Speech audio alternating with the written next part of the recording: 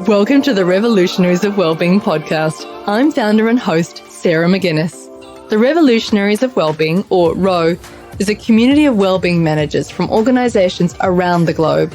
At ROW, we develop you as a wellbeing leader, giving you a powerful support network, professional development, and workplace wellbeing solutions so that you can focus on giving your employees the right support at the right time.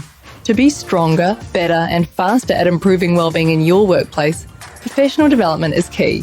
These discussions on workplace wellbeing are designed to inspire, share ideas, and raise awareness of important issues we can all take action on. The interviews are recorded as part of our monthly Wellbeing Wednesday webinars. In this episode, we're delighted to be joined by Chris Jones, Chief Safety and Wellbeing Officer at Ara Poutama, New Zealand's Department of Corrections. Through our discussion, we try to define what wellbeing actually is and what it isn't, how we can best create systems and conditions that allow wellbeing to emerge, and how we can quantify those factors in an effort to measure success. We also discuss the emergence of wellbeing as a profession and the opportunities to grow and shape the profession in the coming years. About 2002, I was studying for a degree in health and fitness. I'd always been someone who's pretty into exercise and sport, and that seemed like a logical place to go to. And during my first year, I qualified as a personal trainer, and so I spent 2.5 years or so during my bachelor's really getting to grips with the concept of health, fitness, and wellness and what that means. At the end of that degree, I moved on to a master's in exercise and nutrition science, and I was coming to the end of that degree feeling a bit scared about the fact that I wasn't sure where I was going to go in the world when it came to work. And luckily, there was an organisation in the UK called Nuffield Health who were trying to revolutionise their corporate medical programme. So they'd had a very traditional approach to corporate medical assessments where a nurse and a doctor ran a number of tests to try and identify, whether someone was heading towards a preventable lifestyle disease. And they realised that that's not where the market was heading. And they wanted to bring in this concept of well-being. And so they recruited about 40 of us to start with, graduates from masters in health sciences and exercise nutrition, to become physiologists in applied health and well-being. And so I was the South Coast lead physiologist. I oversaw a team of about 12 physiologists who delivered medical assessments. We ran ECGs, took bloods, did blood pressure. But we used that advice then to actually give some really good coaching and lifestyle advice to the people on what they might want to do to improve their wellness. And that's my first real move into the broader concept of not just personal training, but actually how do you coach and motivate people to improve their health. Fast forward a few years, and 2009, I became professional head of physiology. So I was overseeing a team of about 115 applied health and wellbeing physiologists who were delivering about 90,000 corporate medical assessments and wellbeing interventions each year. But my role was very much in the research and development. It was very much about clinical quality and assurance, learning and development, and then also consulting big organizations on corporate well-being strategies and what they could do to improve. During that time, towards the back end of the few years I was in that role, I started a master's degree in organizational well-being. So I'd become really interested in the concept that organizations influence well-being, and I'm sure we'll talk about that today. And then just as I was partway through that master's in org wellbeing at Lancaster, Network Rail, who were a UK railway infrastructure organisation, contacted me and said they were looking for someone to strategically lead the way that they did occupational health, but also wellbeing. And so I moved into that role, big organisation, about 35,000 people, very heavy construction, lots of safety risks. The board were very much interested in the wellbeing agenda. But as I went in, I rapidly realized that they were still really hurting people's health because of the work that they were asking people to do.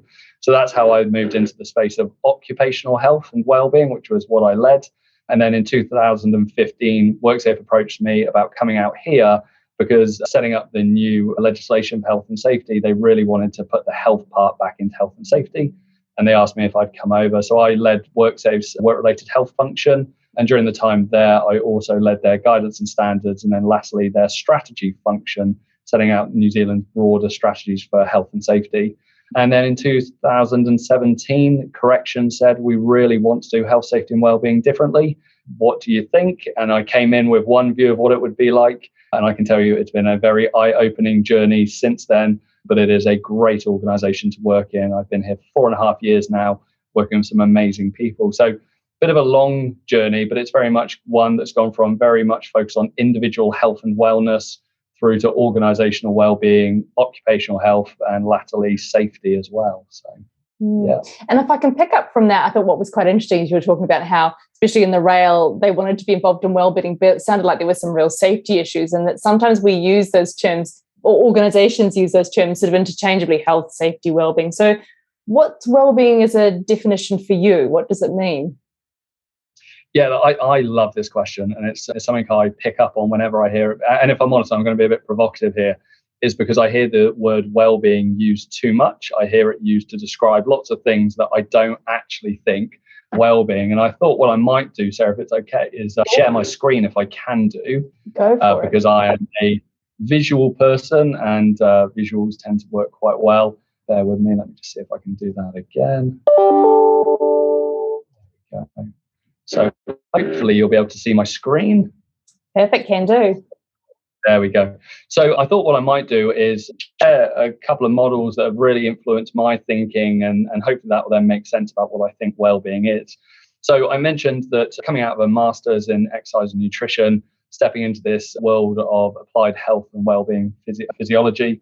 And one of the first models that was introduced to me when we went through our 12-week training program, as it was then, was this model called the illness wellness continuum. And I'm sure many of you will have come across this before.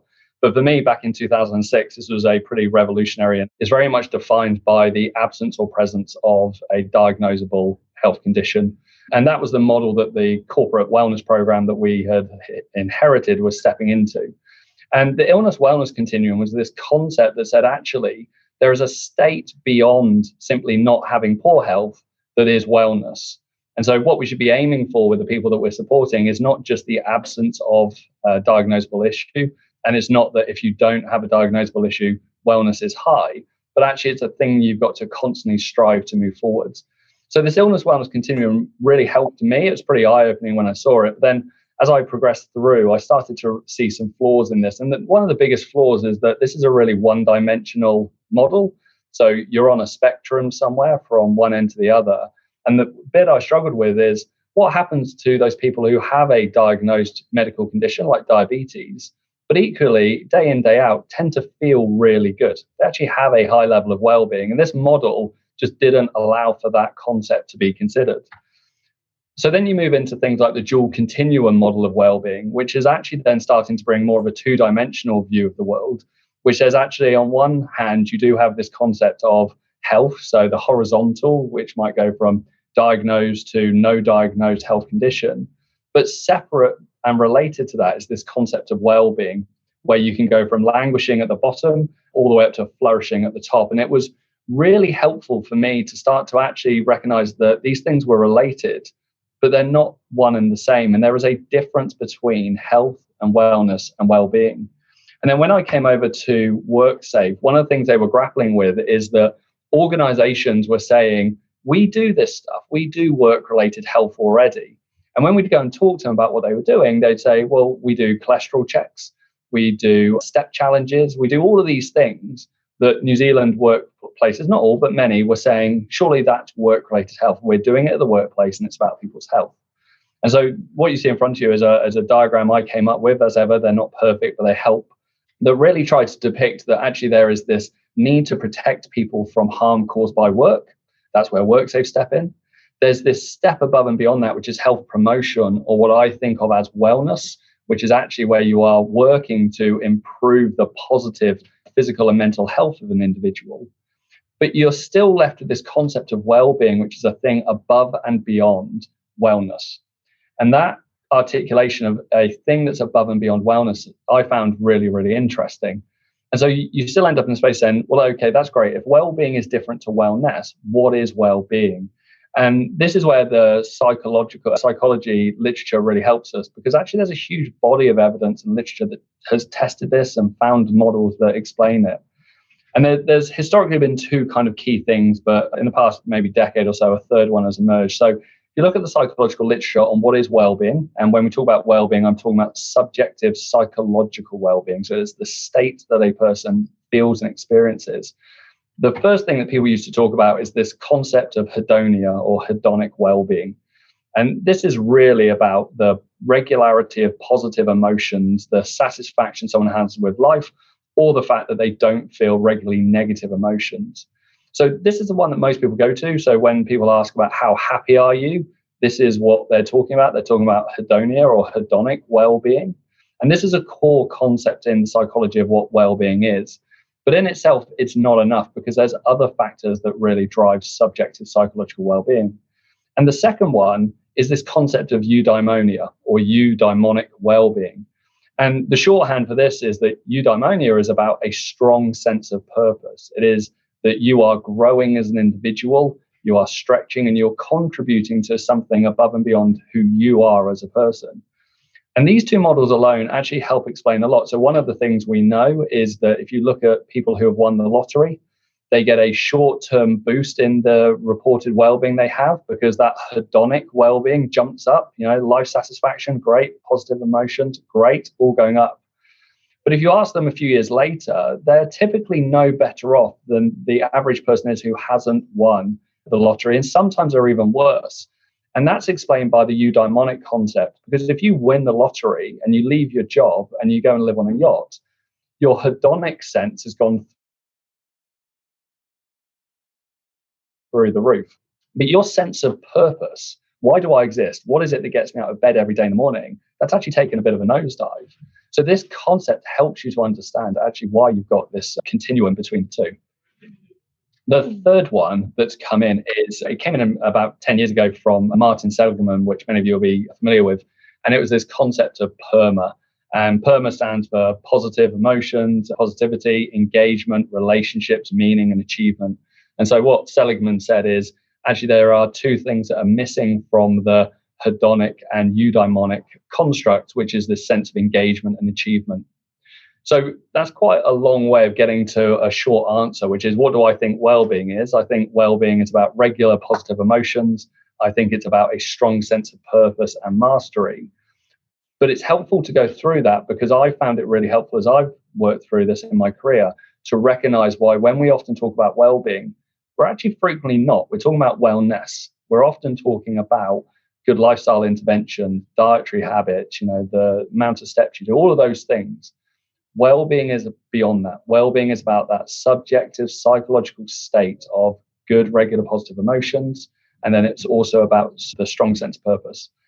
That's important to know because when we talk later about how do you measure well-being, you've got to be clear on what it is that you think you're trying to get your head around. Does that help, Sarah? I'm not sure. Yes, it does. And I almost have sort of two questions that fall out of that. And the first one is, I think you answered that actually quite well. I was thinking, where does diet and exercise and some of those critical things fit into that model? Because obviously we're talking about it being quite a psychological concept, but you described that well as being part of wellness.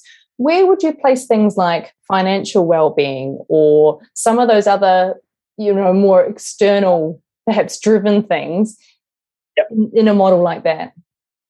Yeah, it's a great question. Those factors are they are the drivers of the antecedents of well-being, right? So we talk about financial well-being again as if it's a thing in itself. It's not. Financial well-being will influence your hedonic state. So if you are stressed because of your money, don't be surprised if actually your life satisfaction is low or you are regularly experiencing negative emotions. So those other factors do come into it, but they come into it as drivers of hedonia or eudaimonia, or to a degree that PERMA state that Martin Seligman talks about.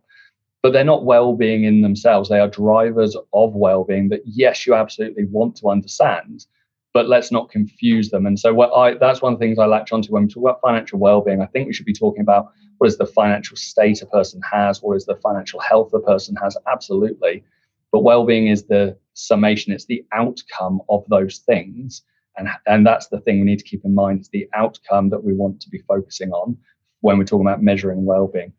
I think that's key. And then the other part I wanted to just get a differentiation from you, because I can see this is a common issue that comes up in organizations. When we start talking about psychological health in terms of well-being, there's a gravitation towards mental health, which is actually mental illness, which is actually depression, anxiety, if we were really going to go to the popular topics in that area.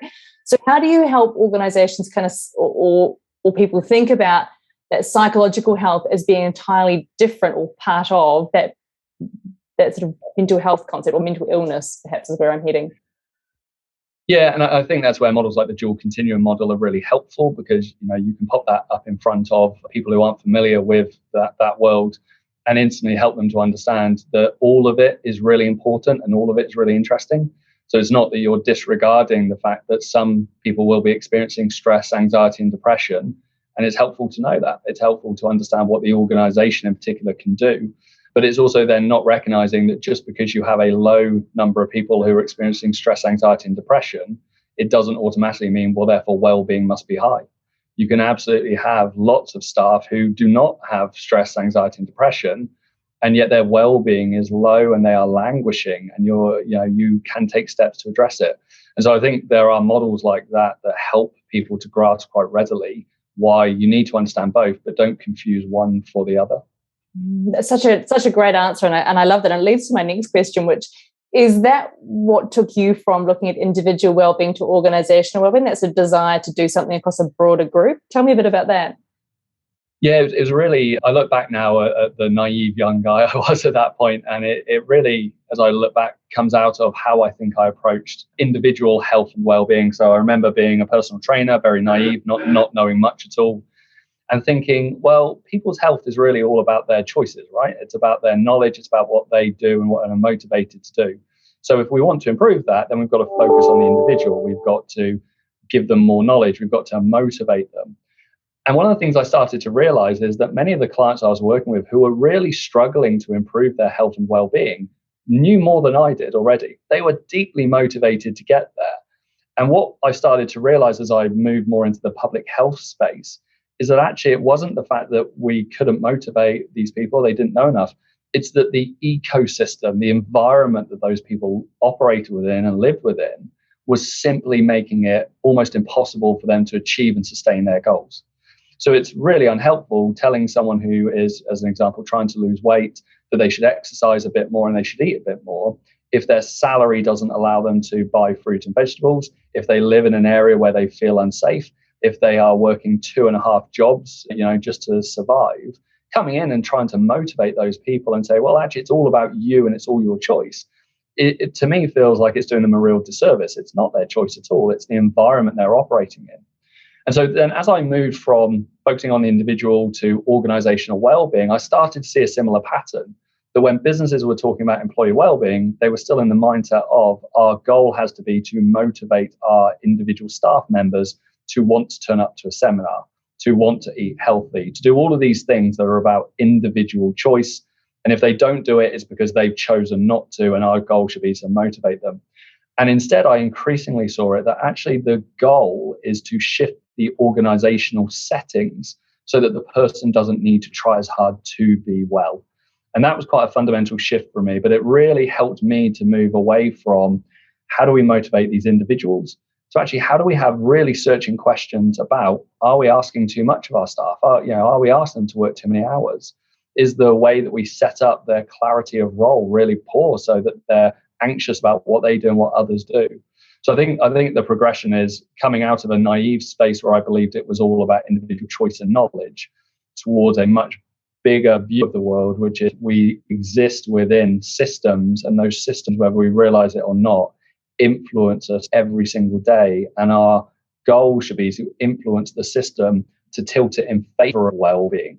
And most systems, if I'm honest, many organization-wise, are tilted away from well-being, and we just put the onus on the individual themselves to try and get around that.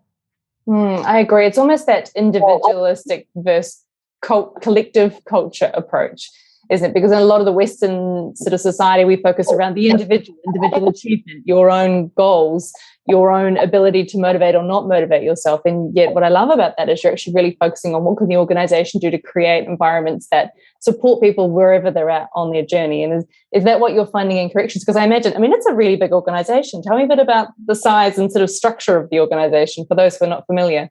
Corrections is an organization, so it's about 10,000. We have roughly 160 sites across the country. So we've got 17 prisons, and then we've got about 140 community sites. Obviously, our role is to help keep New Zealand safe and to assist people who come into our system to rehabilitate and lead really fulfilling lives. We're one of the most risk diverse and complex organizations. So Not only do we have to manage interactions with people who themselves may have emotional challenges, but actually we operate construction yards and forestry operations, we operate farms, we operate engineering sites, manufacturing sites, industrial laundries, industrial kitchens. So I came into this organization thinking there's probably one big risk, which is, assaults. That is still there, but I certainly had no idea coming in from WorkSafe that virtually all of the big industries I focused on when I was there were actually replicated in this organization. So it's big and it's challenging, but it is made up of some amazing people doing amazing work. And the wellbeing agenda is still in its infancy. So, there's a lot of focus that's been put on the safety side of the focus. But one of the things we're increasingly doing is using that focus on organizational systems and wellbeing to understand how our organizational settings might be affecting people's wellbeing and resilience. And we're using that information to strategically make decisions about how we change our settings so that wellbeing is more likely to be the outcome that we achieve for our people. Yeah, and so actually on that, can you talk a little bit about that, about well-being being an emergent property of a role or a job? What are some of the factors that you're looking at? I know this is a well-being conversation, but I think I might just start talking about safety, if that's okay, because it was really in my understanding of safety that I started to look back at well-being and see similar patterns. And to understand this concept of emergent properties and how well-being fits in, which I think is really important for us as well-being professionals, we've got to understand two things. One is what's emergence, but also what is the concept of systems in which we operate. And so all of us operate within different systems. We might not realize it, but there's kind of 3 or 4 big ones. So some of our systems are simple. These are very direct relationships between 2 or 3 things, very predictable outcomes. We can really describe the system. Complicated systems are things that actually we might initially think there's no way that I can fully understand this system, but you can actually break it down, you can put it back together again, and it will always lead to the same outcome. You'll always get the same thing from it. So if you take an aeroplane, you might look at that and think that's a really complex thing, but it's not. It's complicated. I can take apart, or actually I'm going to reframe that. I definitely couldn't take apart an aeroplane. Someone could definitely take apart an aeroplane, put it back together again, and the plane would be absolutely fit to fly. So complicated systems and simple systems are where we as safety professionals have spent most of our time focusing. And what works in, and I'll talk about this in a second, simple and complicated systems are rules and one-off interventions, big national plans and programs, procedures that describe exactly how work should be done. All of those things are solutions to simple and complicated systems. One of the things I've realized over the past few years, and I've become familiar with, though, is that organizations are not simple and they're not complicated. Organizations are complex systems. We call them socio-technical. And complex systems are a very interesting thing. So in a complex system, firstly, you never actually know the entirety of the system. So you can't ever say, this is it, I can put my arms around it, and I can tell you where it starts and stops. The factors within the system act really unpredictably. So whereas in simple and complicated systems, the direction of travel from cause and effect is really obvious, it's not like that in complex systems. It can be back and forth, and it can be non-linear. Non-linear means that a really small thing can have a disproportionately large consequence. And the other thing about complex systems is that they are adaptive. So they are changing all the time dynamically as the system components interact with one another. And what that means is that you can't ever guarantee or predict the outcomes that are going to come from things in a complex system. And why does that matter? That matters because it influences the intervention strategy that we choose. And so if you look at an intervention strategy for a simple system, it's pretty basic. You understand through sense what the system looks like, you categorize it into its constituent parts, and you intervene. If you go to a complicated system, you firstly need to try and make sense of it, but then to do that, you've got to analyze. So there's a lot of analytical work that goes into complicated systems, and then you intervene. And historically, I think this is where most safety people have lived, is they've tried to analyze why people are dying, and they've tried to find very linear cause and effect relationships and intervene there. And actually what we've understood more and more is that as organizations and supply chains and other things are complex systems, you can't actually analyze and come up with definitive answers. What you can do is you can test the system by putting something into it, seeing what happens, building the ability to adapt dynamically, and then responding with an intervention to see if that one leads to some of the outcome you're expecting. So if we look at safety, the model I've described pre-Christmas to a few people kind of looks something like this. So in a complex organization, you typically have goals in the middle, you've got people, you've got buildings, you've got technology, you've got culture, you've got these procedures. And they're all dynamically interacting and influencing one another, even if we don't realize it. And sat around that, you've got legal, stakeholders, and financial. So you've got this complex system. It's constantly moving. It's dynamically influencing all the things that go on. You can never predict what's going to happen. And safety is a thing that emerges out of that system. Now, sometimes it will emerge out and it will be minimal and someone will get hurt. Sometimes it will emerge out and it'll be maximal and everyone goes home well. So this concept of an emergent property is essentially a name we give to things that can't be broken down or put onto any one part of a system. So you can't take safety, look at any one of those things, whether it's goals, people, technology, and say that that alone is what will give us safety. It's the sum of all of the parts being greater than the constituent parts itself. So this is kind of where safety thinking is these days, that we need to intervene to create safety, not by trying to take point solutions where we change a piece of equipment or give training or create a new rule. But instead, we've got to understand the dynamic way that these systems operate. And then we've got to use that to make it more likely than not that safety will be the outcome we see. But we can't ever guarantee it. We can't predict it. It's only in hindsight that we see how those factors aligned and influenced each other to create this outcome. Now, bring it back to well-being, because actually well-being is the same. Well-being is an emergent property. It's an outcome of. You can't ever say well-being relates back to this one thing, and as long as we do that thing, everyone will get well-being. That's just not achievable. So well-being is an emergent outcome of, it's emergent property or an outcome of the factors that go on to influence it. Now, I'm very much coming at this from an organizational well-being perspective. It's just some of the factors that I know evidence tells us will influence well-being. So you've got someone's role, the amount of control or autonomy that they have, the relationships at work, the demands and intensity that's placed on them, the organizational climate. And by climate, what we're talking there is workers' perceptions of what matters to management, whether we say it explicitly or it's implicit, the buildings and infrastructure, the job conditions, technology and change. All of these things are constantly living in your organization. Your procedures will say one thing, they will be experienced in a different way. And we can't ever say which one of those is at any one point going to be more or less important. But if you get them right, then well-being is the more likely outcome that you will see emerge. But if you don't, if those things are well out of kilter, then it is more likely that the outcome will be the absence of well-being. So you will fail to achieve good well-being. Does that help, Sarah, in terms of... That does, yeah. And actually, it leads to kind of an interesting question or something to test with you.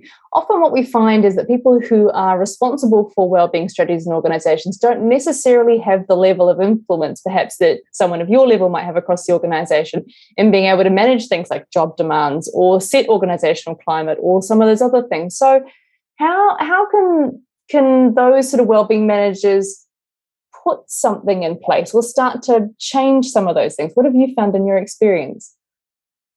Yeah, it's a great question. I think firstly, getting to grips and being able to describe these kind of concepts is going to be really important. You do need to be comfortable trying to help people understand why the organization is where the effort should be rather than the individual. That does take some understanding to get there. The other thing I think is helping the organization to see the benefits that will come from these sorts of interventions.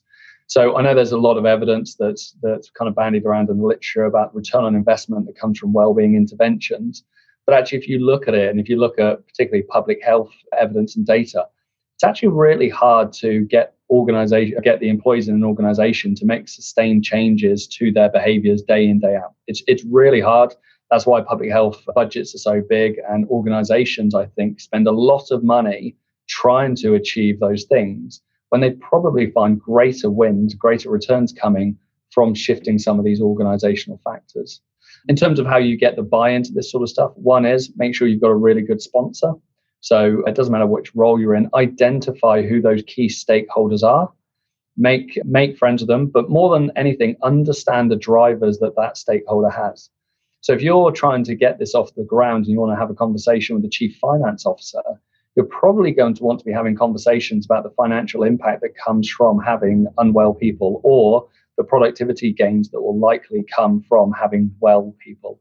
If you're heading in and having a conversation with a chief people officer or a chief HR officer, you probably want to have a conversation with them about the engagement benefits that tend to come when employees feel valued.